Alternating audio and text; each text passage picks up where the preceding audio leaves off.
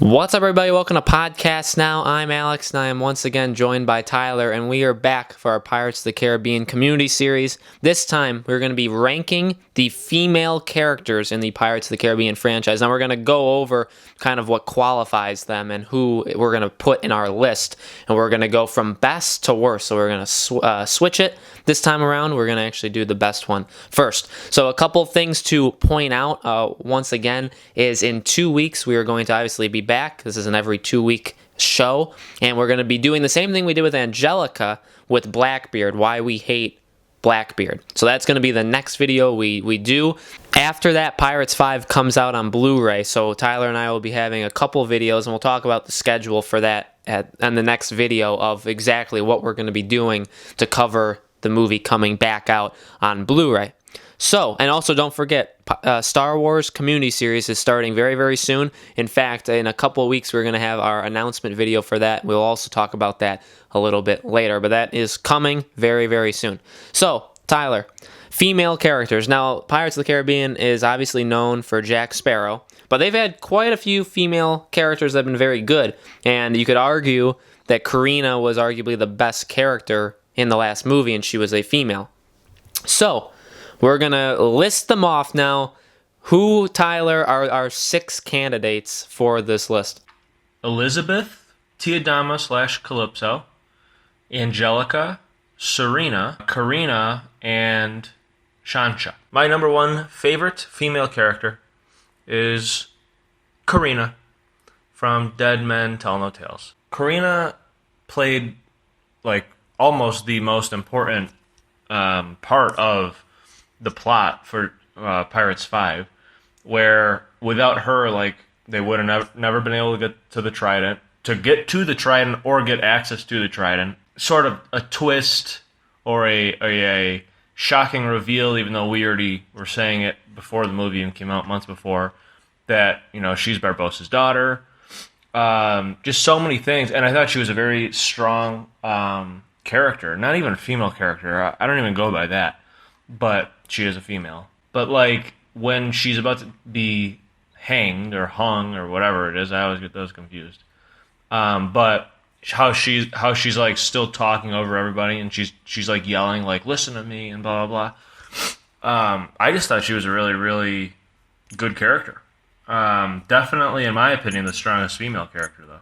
If we were to be comparing female characters, which we are. Yeah, no, I agree. I think it's definitely a toss-up between the second person, and we'll say that for the next spot. But I think I'm going to give it to Serina as well. She does more in one movie than some characters Elizabeth really has done in 3. And like Tyler said, she does play a pivotal role in this movie. And not just that, but her scenes are honestly the best scenes. Her and Barbossa's scenes, I think they have, 3 scenes? 3 big kind of chunks when he realizes that who she is, and then kind of leading up to the Trident and at the very end. And she, those scenes are the best scenes of the movie, I think. I think Barbossa and her are the best characters in 5, and their chemistry worked really well. And that scene when he figures it all out, that she's his daughter, is my favorite scene in the entire movie. So, and obviously she plays a big role in that. But like Tyler said, she's a strong character.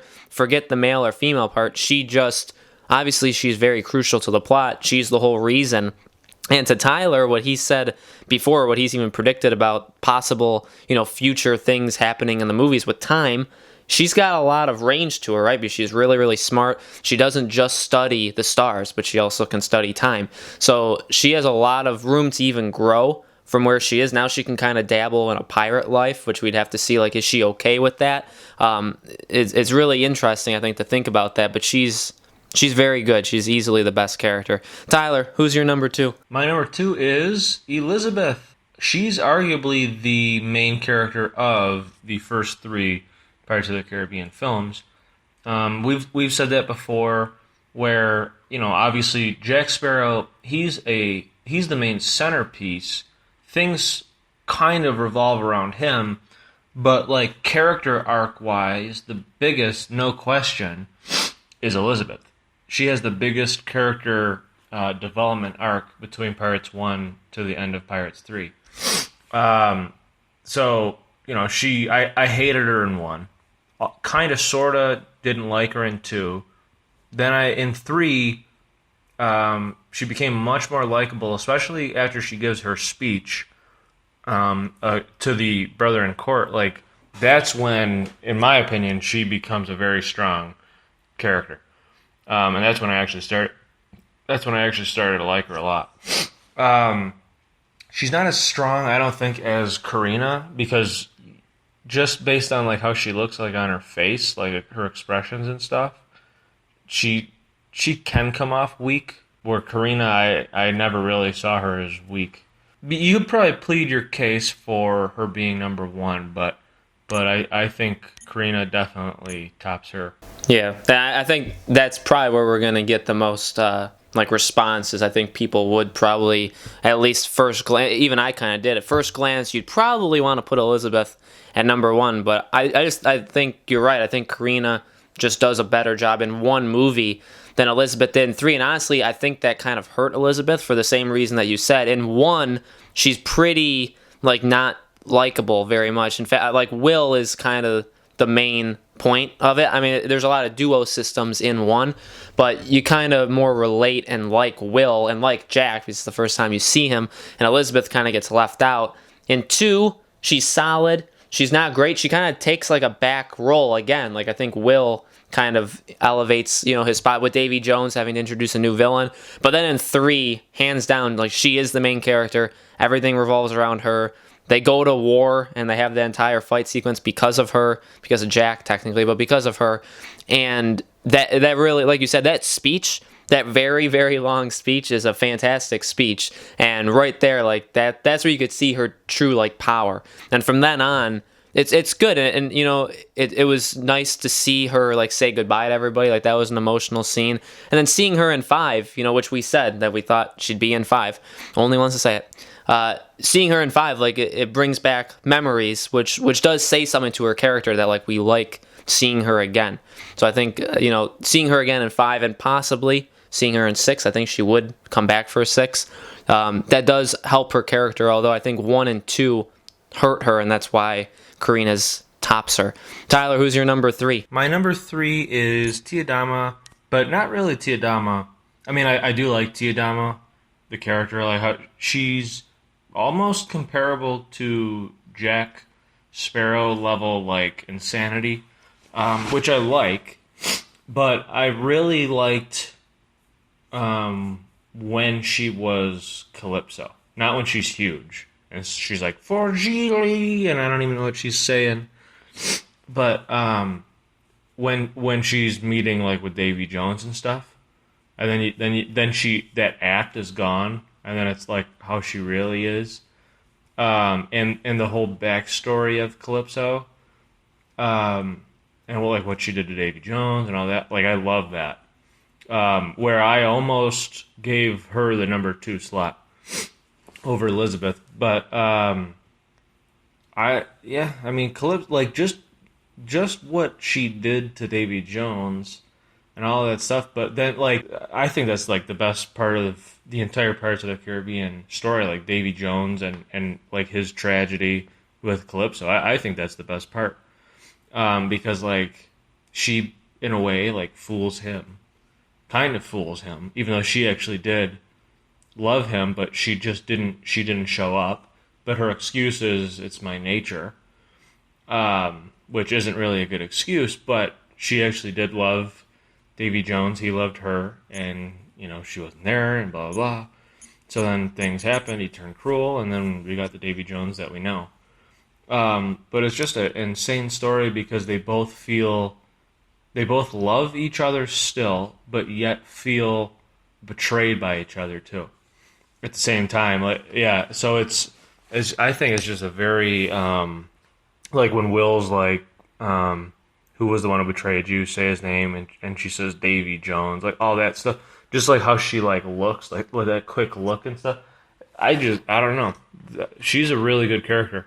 Like I said, she almost had my number 2 slot. I think she's one of the best characters that they've written for the franchise. She has quite the background, and like you said, that's kind of why I'm more into her too. Like you said, her and Davy Jones, that makes up pretty much the second half of 2 and entire third movie, is really like what happened between them, like why Davy Jones is the way he is. Obviously, you have to like solve the problem of killing him, but you also need to understand how he got to that point, and she's obviously a big part of that. That scene when she's, in the when she's locked up and he comes to see her and the music's playing and they go through, that's one of the best scenes in 3, so that does help her case. And like you said, just her like demeanor and her character, seeing her like in 2, the first time you see her, I remember being like surprised at her, kind of like put back, like where you don't really know what to feel about her, because you're right, she is like a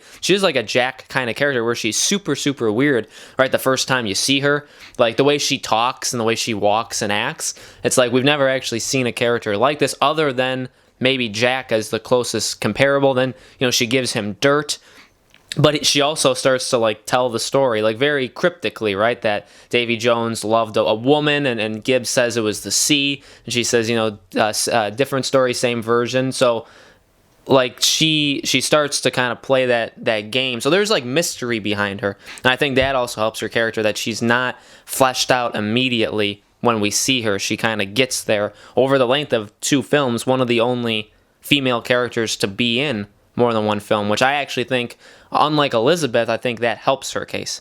Now, Tyler, we start to get a little weaker, but this character, I think for both of our lists, this character is kind of cool, and for me, it's all about potential for why I put her higher than the rest. So who's your number 4? Same as yours, I think, based on what you just said. Sancho! And yeah, I agree. I think she actually has really good potential. Some people think that like they set her up to be the villain of 6, and then, oh, well, it works because Pirates 5's villain was going to be a villain or a female. I don't think that's what's going to happen. It's possible. We never see her again. But I don't think that's what's going to happen.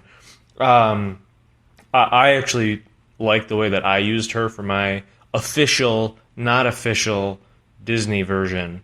But the official Pirates of the Caribbean 6, Sea of Wrath, it's official, not Disney official. But I like the way I used her, where, she is the one that they use to restore curses or what. I don't even remember actually my own story. Oh no, to fix the trident that broke. She's the one that does it. I like that. And maybe they'll do that. Who knows? But I think she definitely has potential because she actually is like a true witch. Which the witch I just used is the WH one. She's a true witch, which is weird that she was a legitimate witch while they were calling Karina a witch. I don't know why. You know what I mean? Like, it's just weird because we never had that many witches or that much said about a witch in the Pirates movie, and then all of a sudden there's like 2, even though one's not really one. But anyways, Sancho could actually do things where we know that Calypso could do things because it was Calypso. We just didn't know it. Like, how did she bring back Barbossa? Oh, well, she can go to the other side because she's the sea, the goddess of the sea. But Sancho is a legitimate witch that can put apparently curses on everybody, or not everybody, like all the other ships, to allow for Barbossa to be able to take down whoever he wants. So she's a pretty good witch. She might not be Wendy or whatever from Casper the Ghost friendly witch, but she's a pretty good witch in the sense of what she can do, apparently.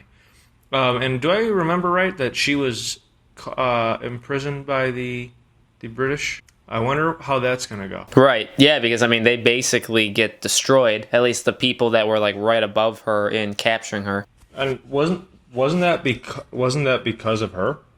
She sent them on their way to the Trident, which happened to be in Salazar's way. Yeah, and I know she definitely knew. I knew, yeah, I think she knew that. She's a very fascinating character, and like I said, like, it's all about potential for her. She performed extremely well. I think even from critics that all critics hated this movie, by the way, in case you didn't know. But even critics I have seen it. But wait, all critics hated the movie, but yet all fans loved it. But even those critics, I did read things where they said like she did a very good job in her role, and I definitely agree. She wasn't given a lot of screen time. She was given 2 scenes, but she performed very, very well in the 2 scenes, and it left a lot of potential of what she can do, because we know what she has done.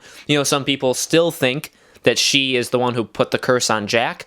We can debate day and night of whether or not that's true. I still definitely don't think it's true, but like you said, we know that she put curses on Barbossa's enemies, which is that's a pretty intense way to start out a character, right? Like, she literally cursed people to let Barbossa become this rich, kind of, owner of all of these ships. So we got that. Somehow she got Jack's compass back through whatever kind of witchcraft system she uses. She drinks some sort of liquid goo.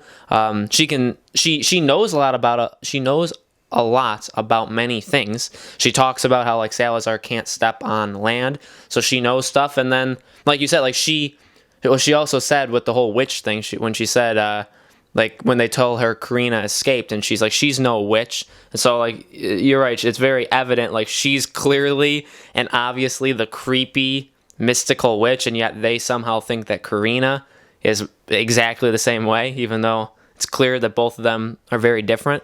But she's very smart. She's the one who deciphers Karina's code and tells them where to go. So she's an interesting character. Whether or not she'd be a villain of 6, I mean, Barbossa did her a solid. He helped her from what we know in between 4 and 5. And so she's kind of a good guy, but I know the actress that plays her has said like she kind of plays both roles. So I could see in 6 her being more of a villain role than an actual like good girl role, but I also don't think she'd be in it like a ton. She would kind of maybe be a Calypso-ish character, but she's a very interesting character. Tyler, we get to the I mean, these should only be honorable mentions. These shouldn't even be on a list, but we had 2 characters left, and they're both from Pirates 4, so which is better than which? Just talk about both. It's too late, because somebody already wrote comments that I said all fans love the movie. I know a lot of you didn't like it. I had problems with it too, but what I'm saying is critics suck. That's basically the moral of what I was saying. They don't share the same viewpoint as fans. They don't appreciate what Pirates of the Caribbean is, which you understand because you're here for the Pirates of the Caribbean Community Series. But what are we doing here, Alex? What's this video about again? Oh, right. Number 5, I chose Serina the Mermaid. Not to be confused with Ariel the Mermaid, because I know how similar those two sound. Well, first of all, I think Serina is a very pretty female. She is in King Arthur. I actually liked her character in King Arthur. Still pretty. She didn't do much. There was supposed to be some kind of connection between her and the church guy.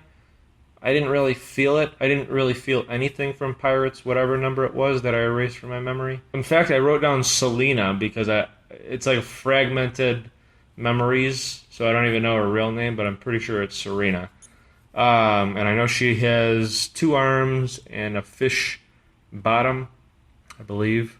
But, yeah, she's pretty, and she has tears that do things, and basically, you can't do much. You can't do much better than that, in my opinion. She did with the tears that she had, the twice that she did that was more, if I'm remembering barely correctly, seeing that I literally gave myself a lobotomy to forget Pirates 4. Pretty sure what she did with her tears was more than what Angelica did with anything on her body or with her body. Which, spoilers, Angelica is my number 6. And there's just so you guys know, there's only 6 on this list. So yeah, I agree with Tyler. I put Serina ahead of Angelica, and I don't think that Serina is all that awful of a character. I don't think she was given like anything really.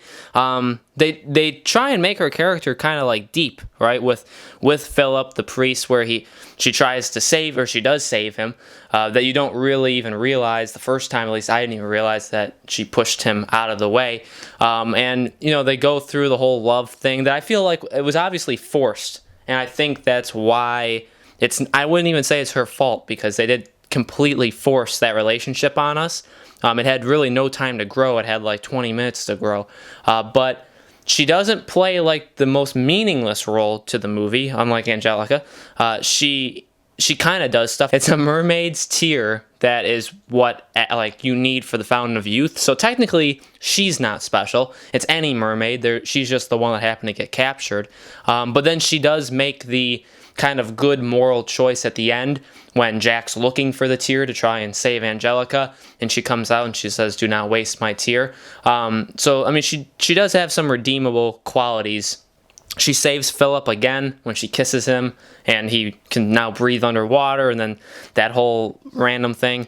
So she's not the worst character. Like Tyler said, she's pretty. Like, she fits the role. She fits the role pretty good. Her English is hard to understand at times. Like, she's not the youngest person in the world. I think in that movie she was like 25, 26, but her English just wasn't very good, where you honestly couldn't understand her half the time.